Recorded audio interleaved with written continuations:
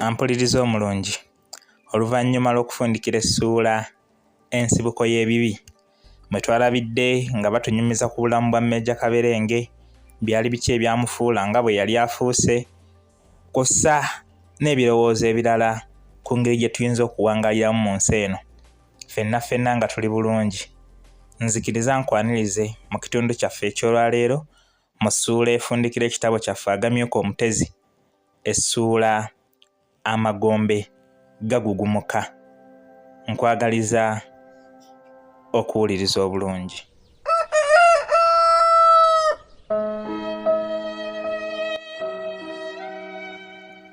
Essaawa zaali ziwera 8 omugenzi Fred Kaberenge gabindadde n'agalamizibwa ku bijja bya bajjajjaabe ekinvuunikidde Ssingo. Mu kubuulira kwe, Reverand Yekoyaada Kiyaga yakozesa ebigambo bitono nnyo naye nga bijjudde okusoomooza eri buli muntu akozesa obubi obuyinza bwe n'erabira essaawa ng'eno ey'okuva ku nsi. Omwawule Kiyaga yagamba nti, abooluganda mwenna, nate tuyimiridde wano mu matongo g'e Babuloni nga tuwerekerako owooluganda ono Fred eyatuvudde ku maaso mu ngeri ey'ekikangabwa. Wabula ekyokuyiga ekkanisa kyeronze mu kusiibula omugenzi ono kijjiddwa mu Isaaya 14 olunyiriri olw'omwenda okutuuka ku lw'11 awagamba nti, bwe yatuuka wano yasiriikiriramu n'asooka atunuulira abakungubazi abaali bamuwadde amatu n'okumwegeka amaaso. Yabikkula Bayibuli ye n'agamba nti, bw'ati bw'ayogera Mukama, amagombe wansi gagugumuka ku lulwo, abakulu bonna ab'amawanga okuva mu ntebe zaabwe bali kuddamu nti, era naawe ofuuse munafu nga ffe.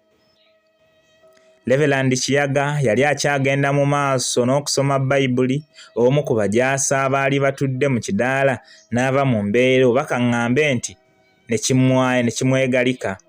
Yasituka mpola mpola nga bw'atolotooma nti, tetwazze wano kusalira muntu yenna musango wadde okukuba navvooto. Yasemberera omwawule n'abeera nga alina akaama ke yali ayagala okumukuba. Twalabira awo ng'amuggyeeko Bayibuli era n'alagira basajja be baserengese omulambo e Magombe. Omwawule yagezaako okugenda mu maaso ng'alaamiriza ebigambo ebisembayo nti, ekizaalibwa omukazi kimala ekiseera kitono, naye nga tewakyaliwo abiwuliriza. Amasasi gaakubwa mu bbanga ne mu ntaana mwonna. Wamma abantu ne beesasa ne tudduka nga n'ebigwa tebirondwa.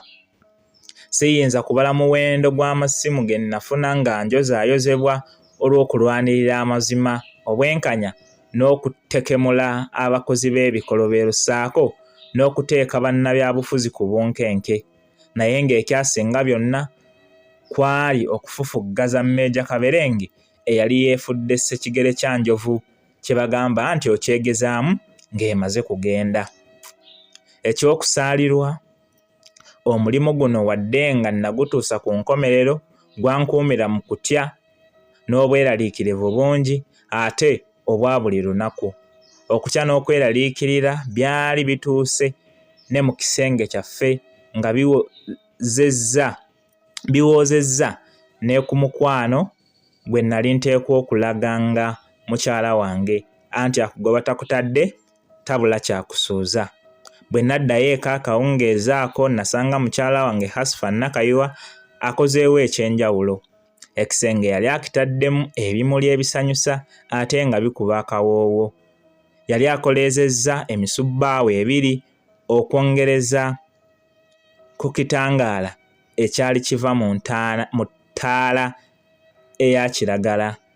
Ekitanda yali akikyusizza n'akizza mu kifo ekirala. Buli kintu kye nali mmanyidde yali akifudde ekitali kimanyiire. Ekyeggulo nakirya mbuguutana kaabula kate emmere ensenyeeko nsenye.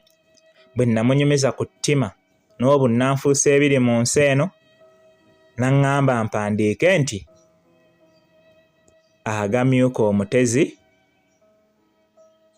n'Akasolo.